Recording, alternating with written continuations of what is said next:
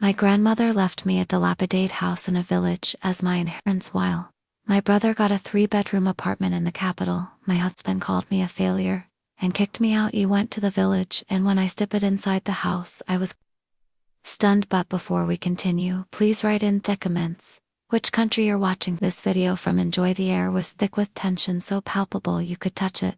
Olga felt it growing with every heartbeat, tightening her chest. The office was stuffy, smelling of folded paper and something musty, as if only shadows of the past lingered here. Fellow Weir, a gaunt man in a formal suit, cleared his throat, adjusted his glasses, and began reading the will of Maria Stinovna, their grandmother. Anton, Olga's older brother, sat beside her, lounging in his chair with a smug smile.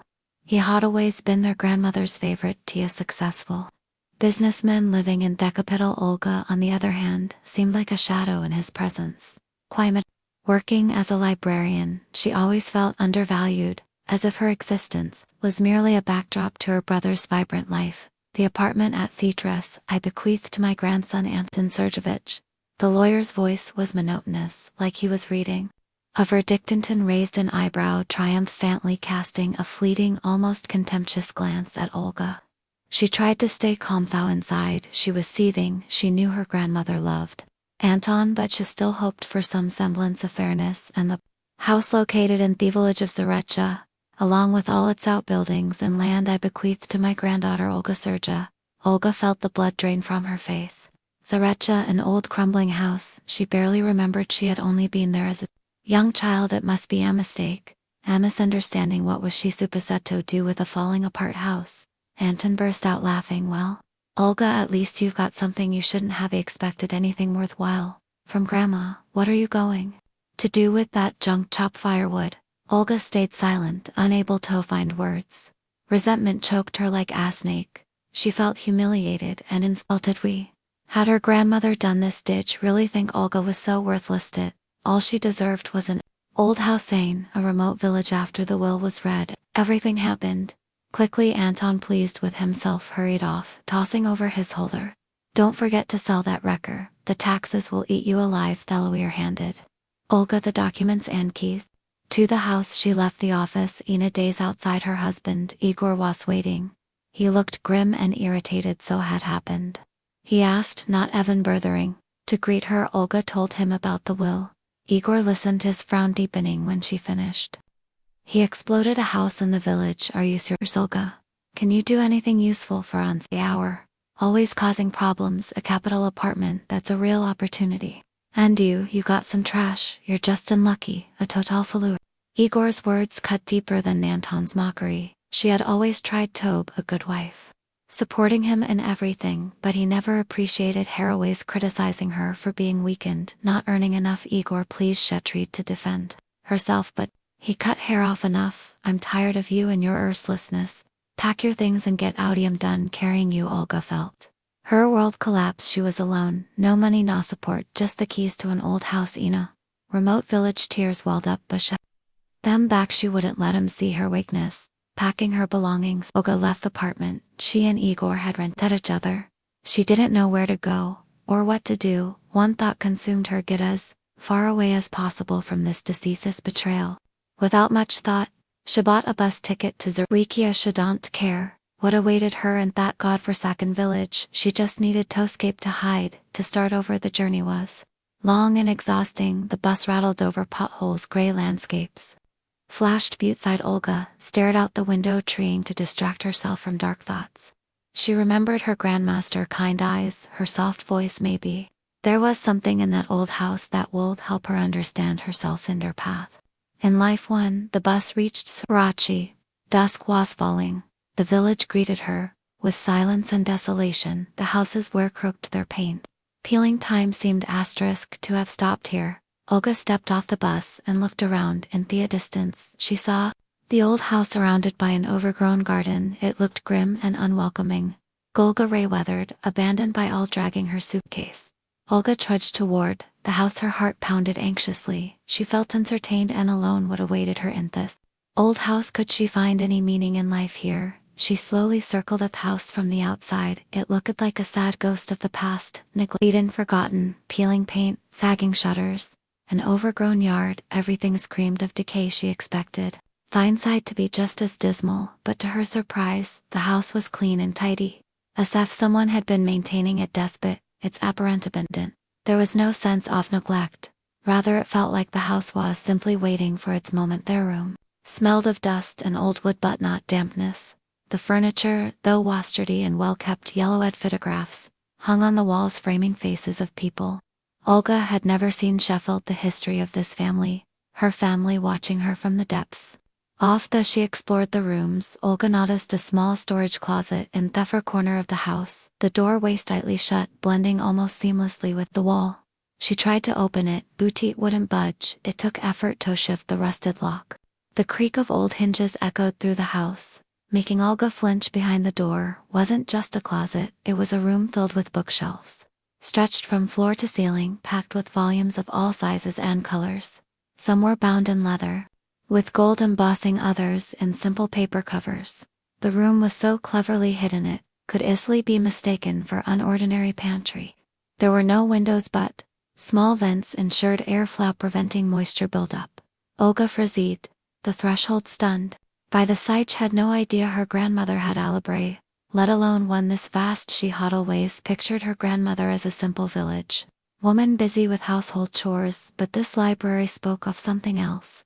Intelligence, education, and a passion for knowledge. She stepped inside and ran her hand along the spinache. Her fingers felt the roughness of old leather and the smoothness of paper. The scent of ancient books was intoxicating, trying to Olga to another world, a world of knowledge and discovery. Found ever an avid reader in this room, she felt an overwhelming urge to uncover what lay behind the sea covers. Some books were in Russian, others in foreign languages. Olga recognized French and German from her school days and was surprised to find several in Latin and ancient Greek. She picked up a leather-bound book and opened at the pages were yellowed with age, but text was clear and legible. It was a historical book printed in the 15th century. Olga spent hours in the library examining the books and wondering how her grandmother had amassed such a collection. She sensed that this library wasn't just a collection of books, it was part of her heritage. A key to understanding her family and herself. It was a secret her grandmother had left just for her. Eager to learn more about the library, Olga continued exploring the house. The basement was large and dry, surprising for such an old structure. She descended the creaky stairs and looked around. In a corner, she spotted something covered with an old tarp. Curious, she approached and pulled the fabric aside. Beneath it was an old metal safe.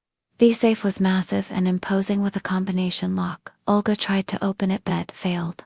She had no idea what the code might be or what could be inside the safe. Felt like another mystery she needed to solve. Then a thought struck her. Her grandmother always remembered the birthdays of all her grandchildren, great-grandchildren. It was her little quirk. Olga decided to try her own birth date. She entered the numbers and heard a click. The safe opened. Inside were old letters, photographs, documents on notebooks, all neatly arranged and tied with a ribbon. Olga's heart raced. She knew she had found something significant, something that could change her life. She started with the letters from her grandmother's words. Olga learned about her true role in the family. As the spiritual heir, her grandmother explained why Anton received the apartment. He was distant from the family and didn't value it. That some of the books held cultural and monetary value. Among their archives were photos of young Olga with her grandmother. Moments of closeness, trust, and love for the first time in a long while. Olga's tears weren't from resentment but from realization. With trembling hands, Olga unfolded the first sheet of yellowed paper. The smell of age of her grandmother hit her, stirring an ache in her chest. The handwriting was familiar, neat, with a slight right word slant. She remembered it from childhood, when her grandmother taught her to write letters in a thick lined notebook. Hello, my dear Alina. My beloved daughter.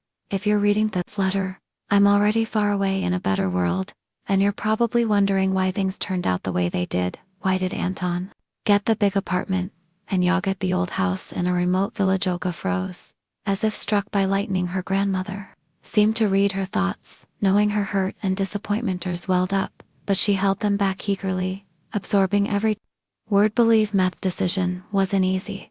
I thought long and hard about how to be fair, how to secure a future for both of you, but Toverheim I realized that fairness is relative, and true inheritance isn't money or property, it's memory, history, and a connection.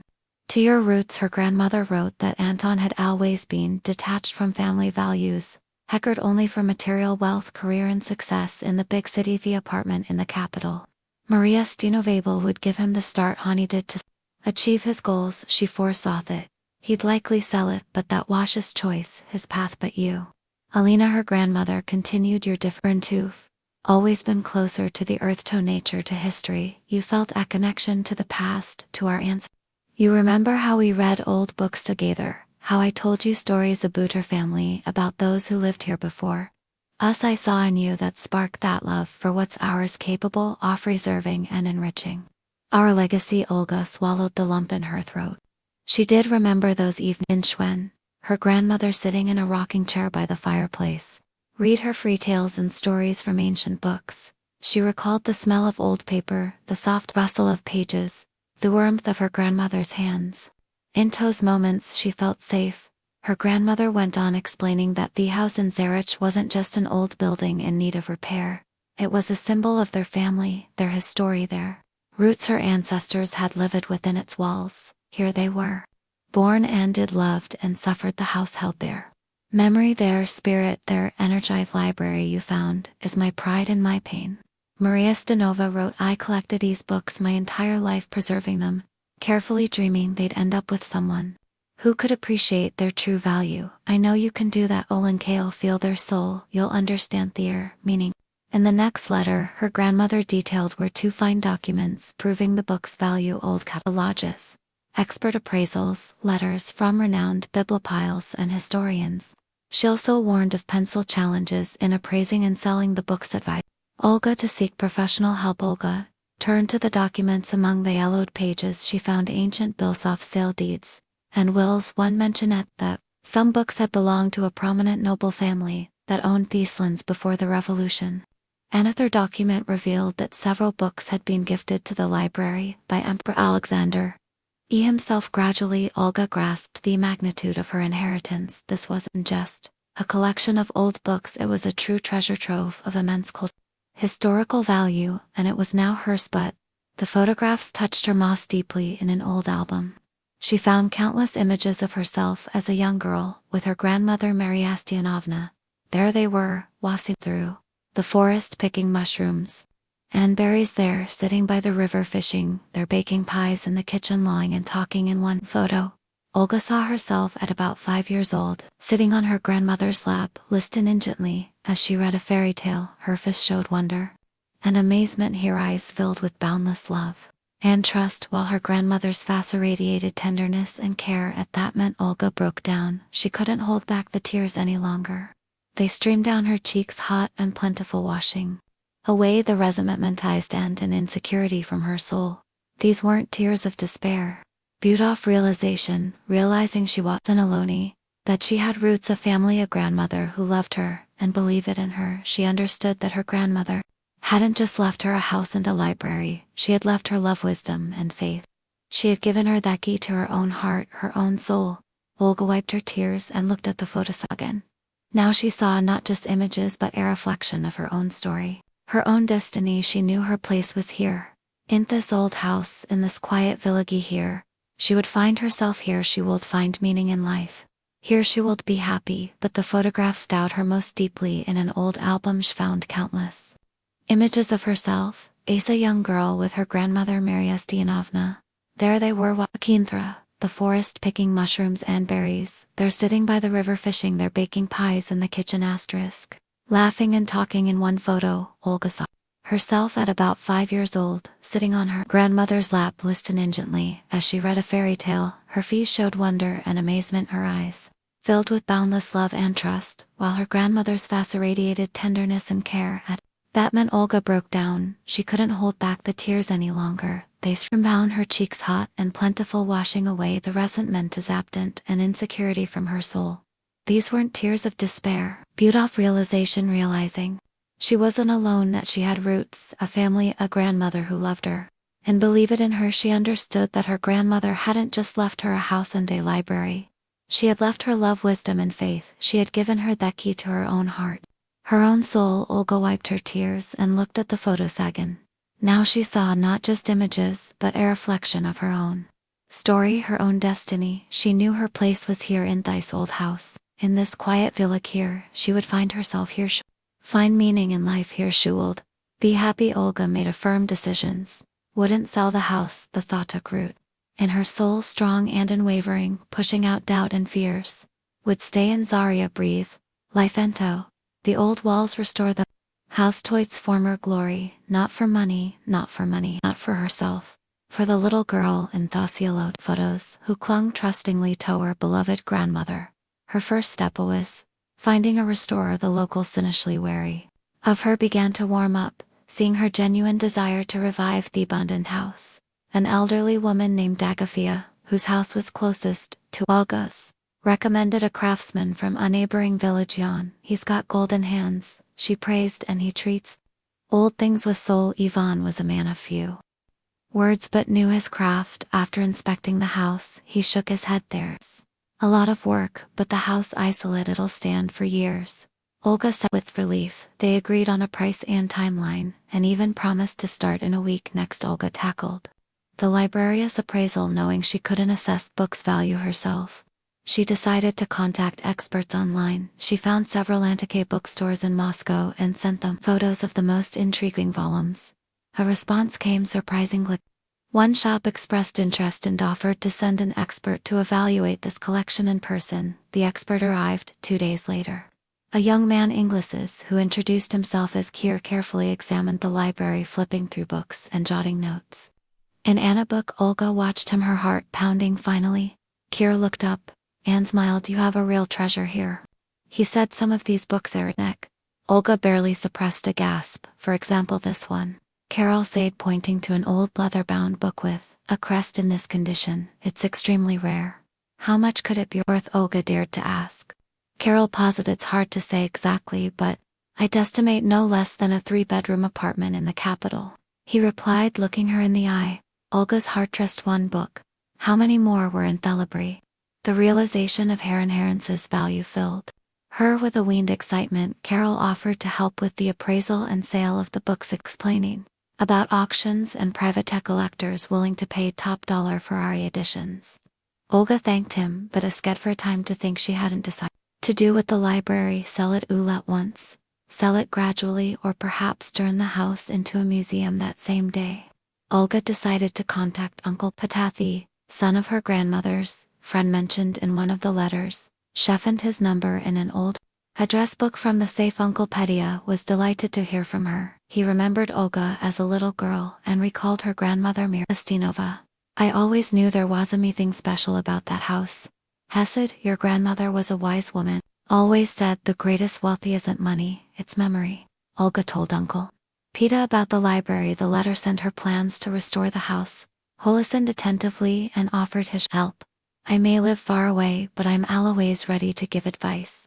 He said, I have a connections. I can introduce you to the right people, help you navigate the paperwork. Olga was grateful for Uncle Peta's support. She felt she wasn't alone in this, that she had an ally who shared her love for family history. That evening, phone rang. It was Anton. Hey, Olga, Shahard. His voice. How's it going out there in the sticks? Everything's fine, Anton. Olga replied calmly. How's your upper pen? It's fine, Anton said evasively. Listen, I was thinking maybe we got upset over the inheritance for no reason. What if we swapped? You give me the house, and I'll give you the apartment. Olga smirked. You know, Anton, I've been thinking a lot too, she said, and I've decided I'm happy with what I have. I like the house, but there's nothing there. Anton protested. It's just a wreck. It has something far more valuable than any apartment. Olga replied, memory historian. I'm not trading that for anything. Zelens hung on the line. Anton clearly hadn't expected that response. Well, sir, he muttered finally. Don't come crying to me later when I warned you. I won't, Olga said firmly, and hung up. She looked out the window. Night had fallen. The house was quiet and cozy. Logs crackled in the fireplace, casting whimsical shadows on the walls. Olga felt a new unfamiliar sensation in her freedom, confidence, pride in herself and her family. She no longer felt deprived and happy or abandoned. She was the master of her fate, her house, her inheritance, and she knew she could handle whatever lay For the first time in a long while, Gus smiled genuinely from the heart. She stood up, walked to the window, and gazed at the starry sky. It felt like among thesters. She could see her grandmother Maria Stepanova's smile, and that smile gave her strength. To move forward, Olga turned to the fireplace, picked up an ancient book, and opened it to the first page. She began to read with every lineage, sank deeper into the world of the past, her family's world, a world she was only now beginning to understand and cherish. She felt a growing curiosity for history, literature, and art. She realized her grandmother hadn't just left her ahus and a library. She had left her aki of self-discovery to finding herself, and Olga was ready to use that key. Stay in Zarisi, restore the house, study the library, learn everything about her family, and she would be happy. It was her choice, and she was certain it was right one, because it was made with her heart. Olga closed the book, turned off the light, and went to bed. She fell asleep quickly and deeply in her dream. She grandmother smiled and said, "I always believed in you. Alanka, you can do anything," and Olga believed it. She truly could do anything because now she had a purpose, and that purpose was more important than anything in the world. The next morning, Olga woke up feeling lightened, joyful. She stepped outside and breathed in the fresh village air. The sun shone brightly, birds sang cheerfully. The world around her felt renewed and beautiful. Olga smiled. She was happy, and this was just the